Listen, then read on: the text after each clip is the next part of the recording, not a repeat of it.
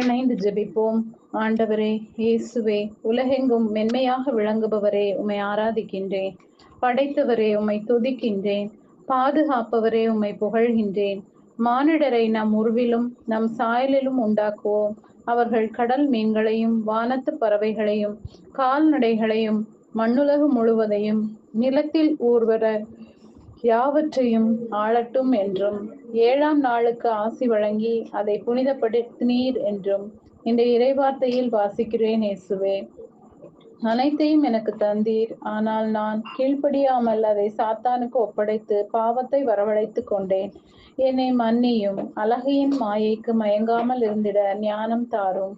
ஆண்டவரே இயேசுவே, ஓய்வு நாளின் முறைமைகளை விலக்கிச் செல்லாது அன்றைய நாளில் உலக ஆதாயங்களை நான் நாடாமல் வெற்று பேச்சுக்களை விரட்டியடித்து ஓய்வு நாள் மகிழ்ச்சியின் நாள் என்பதையும் ஆண்டவரின் மேன்மை மிகு புனித நாள் என்பதையும் கடைபிடித்து அதற்கு மதிப்பு தந்து வாழ வல்லமை தாரும். இன்றைய நாளை நிறைவாக ஆசீர்வதியும்.